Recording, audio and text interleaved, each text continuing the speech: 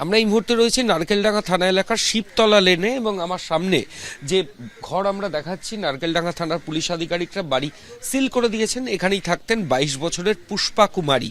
বাবার সঙ্গে থাকতেন। কিছুদিন আগে তিনি গ্রাম থেকে এসেছিলেন, এমনটাই প্রতিবেশীরা জানাচ্ছেন। গত পরশুদিন দুপুরবেলা একটা বাচ্চা যখন এই ঘরের ভেতরে ঢোকার চেষ্টা করে, তখনই সে দেখে যে পুষ্পা কুমারী 22 বছরের তরুণী, সে খাটে শুয়ে আছে কিন্তু কোনো রেসপন্স করছে না। এরপরই প্রতিবেশীদের খবর দেয়, সেখান থেকে পরিবারের সদস্যরা, বাবা খবর পান। এনআরএস মেডিকেল কলেজ হাসপাতালে নিয়ে যাওয়া হলে চিকিৎসকেরা তাকে মৃত বলে ঘোষণা করে। তার গলায় একটা ইনজুরি মার্ক ছিল। এরপর গতকাল পোস্টমর্টম হয়। পোস্টমর্টমে ফরেন্সিক মেডিসিনের যারা চিকিৎসক তারা জানান খুন করা হয়েছে এই 22 বছরের তরুণীকে। এবং ইতিমধ্যেই নারকেলডাঙ্গা থানায় খুনের অভিযোগে মামলা রুজু হয়েছে। পুলিশ আধিকারিকরা পারিপার্শ্বিক তথ্য প্রমাণ সেগুলো সংগ্রহ করেছে।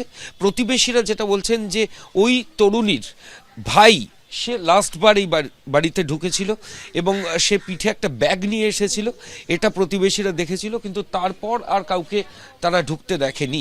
পুলিশ আধিকারিকরা গোটা বিষয়টা, আশেপাশে যে সমস্ত তথ্য প্রমাণ এবং যারা প্রত্যক্ষদর্শী রয়েছেন প্রত্যেকের সঙ্গে কথা বলে তদন্ত শুরু করেছেন। ক্যামেরা সন্দীপের সঙ্গে ময়ূখ ঠাকুর চক্রবর্তী, এবিপি আনন্দ, কলকাতা। আর এবার যে খবরের দিকে নজর রাখবো, খাস কলকাতায় ফের খুনের ঘটনা। নিহত 22 বছরের তরুণী, তার গলায় আঘাতের চিহ্ন মিলেছে। এই ঘটনা সম্পর্কে আরো বিস্তারিত আমাদের জানাবেন প্রতিনিধি ময়ূখ ঠাকুর চক্রবর্তী, সরাসরি আমাদের সঙ্গে রয়েছেন। ময়ূখ, এই তরুণীর পরিচয় সম্পর্কে কি জানা যাচ্ছে এবং পরিবার প্রতিবেশীদের তরফ থেকেই বা কি খবর পাচ্ছ? দেখো, তরুণীর বয়স 22 বছর, নাম পুষ্পা কুমারী। তিনি বাবার সঙ্গে থাকতেন। তার বাড়ি নারকেলডাঙ্গা থানা এলাকার শিবতলা লেন। পুলিশ সূত্রে যেটা খবর পাওয়া যাচ্ছে যে এনআরএস মেডিকেল কলেজ হাসপাতালে গত পরশুদিন ওই তরুণীকে নিয়ে আসা হয়। তারপর চিকিৎসকেরা তাকে মৃত বলে ঘোষণা করেন। তার গলায় একটা ইনজুরি মার্ক ছিল। গতকাল দেহের পোস্টমর্টম হয় এবং পোস্টমর্টমে ইনকোয়েস্ট হওয়ার পর ময়না তদন্তকারী চিকিৎসকেরা পুলিশকে জানায় যে খুন করা হয়েছে ওই তরুণীকে এবং দেহে সেই আঘাতের চিহ্নও আগে থেকে ছিল।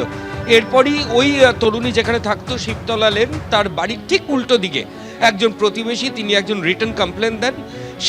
সেই লিখিত অভিযোগের প্রেক্ষিতে খুনের অভিযোগে নারকেলডাঙ্গা থানার পুলিশ আধিকারিকরা মামলা রুজু করেছেন।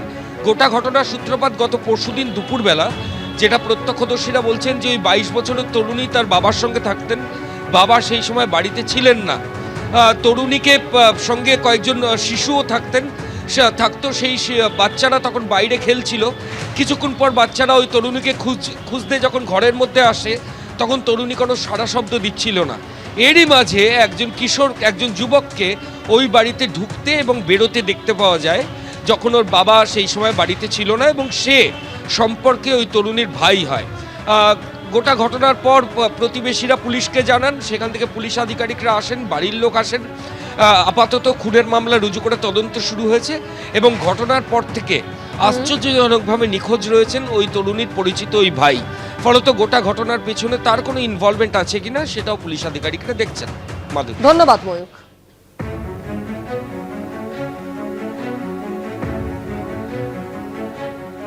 আর নারকেলডাঙ্গার এই ঘটনায় স্থানীয় বাসিন্দারা কি বলছেন শোনাব। छोटा में वो दीदी दीदी बोल लो और कि तो घर चल गया। वो केवाड़ी ठाड़ा करके वो गया है। जब वो लड़की गया अंदर में, दीदी दीदी बोला, नहीं बोला तो दूसरा आदमी के बोला कि हाँ चलो नहीं दीदी बोलता है, तो सब पड़ोसी लोग जुट गया। देखता है कि हाँ नहीं बोलता है। सब लोग अपना कोशिश किया कि क्या हुआ क्या।